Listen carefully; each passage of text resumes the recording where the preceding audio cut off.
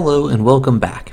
In the previous video, we discussed how light can actually dislodge an electron on the surface of a metal, and we said that what happens is that the light is absorbed by the electron, and when this happens, the light transfers an energy that's equal to Planck's constant times the frequency of light to the electron.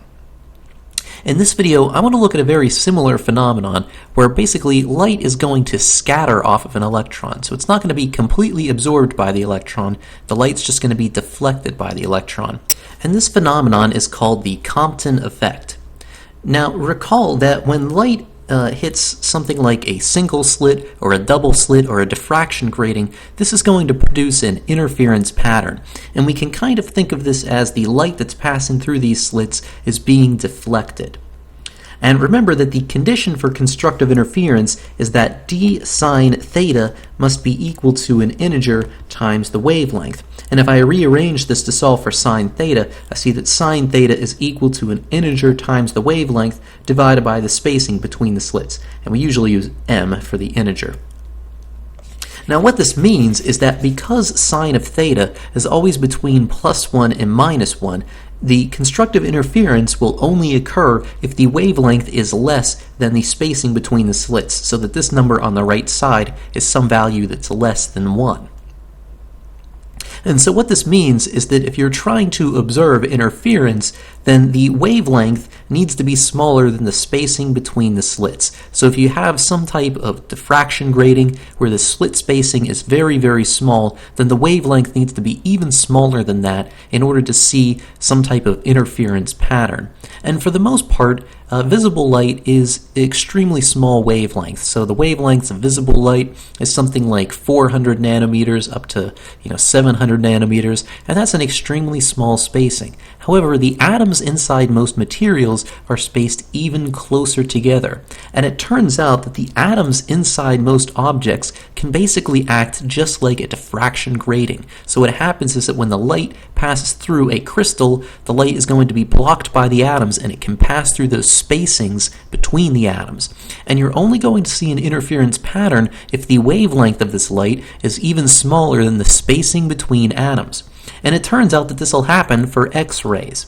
And so this is a very useful tool because we can use these interference patterns to actually measure the spacing between atoms inside crystals. This is called X-ray diffraction or crystal diffraction. And you can use this to find the spacing between the atoms and even the orientation of the atoms inside the crystals. So you can determine whether the atoms are arranged in a cubic lattice or a face-centered cubic lattice or any other type of lattice. And in 1923, Compton was performing this type of experiment. So he was performing an X-ray diffraction experiment, and what he noticed was that the wavelength of the X-rays actually changed when they passed through a crystal. And he was trying to come up with some type of explanation for why this was happening. And it turns out that the answer is fairly kind of strange and complicated. That basically what happens is that the light, when it's passing through a crystal, actually collides with the electrons inside the crystal. And when this happens, the wavelength of the light changes as a result of this collision. And you can actually calculate the change in the wavelength of the light by using conservation of energy. So it turns out that when the light collides with this electron, it gives the electron some momentum, and to conserve momentum, the momentum of this X-ray has to also change. Now, how do we actually calculate the momentum of light, or the momentum of a photon?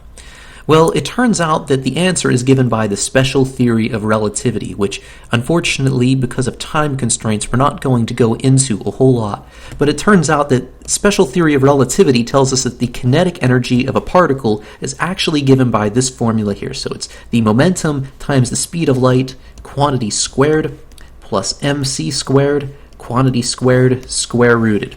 And this is actually where the formula E equals mc squared comes from, because if a particle is at rest, so its momentum is equal to 0, then the kinetic energy will be equal to mc squared. However, for a photon, the mass of a photon, the mass of light, is 0, so this term is going to be 0 for light, and we see that the kinetic energy of a photon has to be equal to the momentum of the photon times the speed of light. And we know that the energy of a photon is equal to Planck's constant times the frequency of light. So rearranging this, we see that the momentum is going to be equal to Planck's constant times the frequency divided by the speed of light. And then finally, if we want to, we can rearrange this a little bit. Remember that the speed of light is equal to the frequency times the wavelength. So if I plug that into this expression here, I'll see that the momentum is going to be equal to Planck's constant divided by the wavelength of light. So this is how we calculate the momentum that's carried by these little bits of light, these little photons. And so what this means is that because photons carry with them momentum, when light strikes any surface and that light is either absorbed by the surface or the light bounces off of a surface, that light is actually going to exert a force on the object that the light strikes. So let's take a look at an example of this. So in this example, we're told that we have a 1-watt laser, and this laser hits a beam stop that absorbs all of the light. The question asks, what is the force that the light exerts on the beam stop? And then the second part of the question asks, how would the answer change if the beam stop were replaced with a mirror which perfectly reflected the beam back onto itself? So the way we relate the force to the change in momentum is by using the impulse momentum theorem. So remember that the impulse momentum theorem tells me that the impulse is equal to the change in momentum. An impulse, remember, is force times the time over which the force is exerted. And if we think about this, so let me just kind of draw a little picture. So we have all these little photons, which are basically just going to treat like little particles for now. And they're hitting this object, and this object is just absorbing these photons. So the change in the momentum of the photons is going to be equal to the momentum of the photons, because initially the photon is moving and it has some momentum, and then when it's absorbed by the object, that momentum goes away. The photon is absorbed by this beam stop, and so it no longer has any momentum. So the change in the momentum is going to be equal to the number of photons that's absorbed by the material times the momentum of any single photon. And remember that the momentum of a photon we found on the previous slide is equal to Planck's constant divided by the wavelength of light. So this tells me that the force that's exerted on an object is equal to the number of photons that strike the surface per unit delta t times the momentum that's carried by each photon. So it's not just the momentum of the photon that matters, but the rate that these photons are striking the surface. And that's where this power is going to come in. So the number of photons that strike a surface per unit time is determined by the power of the laser. Remember that power is a measure of energy per unit time. And if this is light, then the energy per unit time, that's the number of photons per unit time times the energy of a photon, which is given by Planck's constant times the frequency of light. So I can rearrange this and figure out how many photons are striking the beam stop per second. So if I do that, I see that n divided by delta t is equal to the power of the laser divided by Planck's constant times the frequency of the light. And now I can plug this into the formula for the force that the light exerts. And if I do that, I see the force is going to be equal to the power of the laser divided by Planck's constant times the frequency of the laser times the momentum that's carried by a photon, which is Planck's constant divided by the wavelength of light.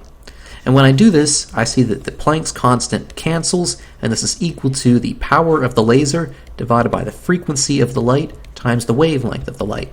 And then finally, remember that frequency times wavelength is equal to the speed of the wave, and in this case our wave is a light. So we can write this as the power of the laser divided by the speed of light. And if we plug these numbers into a calculator, so we take 1 watt and we divide it by the speed of light, we'll see that this force is going to be equal to 3.33 times 10 to the minus 9 newtons. So that's the basic idea, is that by using the impulse momentum theorem, we can relate the force that's exerted to the momentum that's carried by the photons. And we find that the force that's exerted is equal to the momentum of a photon times the rate that the photons strike the surface.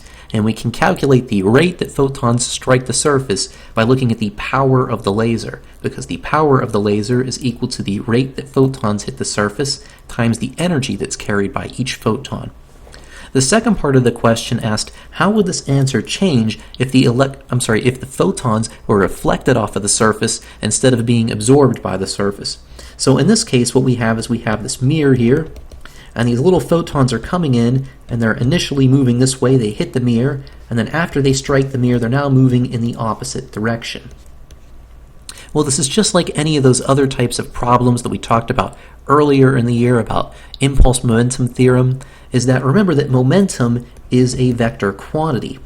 So the change in the momentum, well, if it was moving to the right and then suddenly it stopped, the change in the momentum is just minus the initial momentum. But if it changes directions entirely, then the change in the momentum is going to be minus 2 times the initial momentum. So the change in the momentum per photon that strikes it is going to be 2 times the initial momentum. And so that means that this term right here, so the force is equal to the rate that photons strike the material times the momentum change of each photon. Well, this number here is going to double, because the change in the momentum of a photon is no longer just the momentum of the photon, but twice the momentum of the photon, because the photon's actually changing directions. Okay? So all that would do is it would just double this result. So the force that would be exerted by the light in that case would just be 6.67 times 10 to the minus 9 newtons. And so that's really all I wanted to say about the Compton effect. And in the next video, we're going to talk about something called the Davisson and Germer experiment. And this is a very important experiment in establishing this idea of particle-wave duality. So in this last video, we saw this really interesting thing where the photons in light are actually colliding with particles, and so that it means that the photons almost act like they have a position, just like any other type of particle. So it's a very strange thing, because you would think of collisions as being something that's a property of materials like particles, not a property of waves. So already we're seeing that light can sometimes almost seem to act like particles.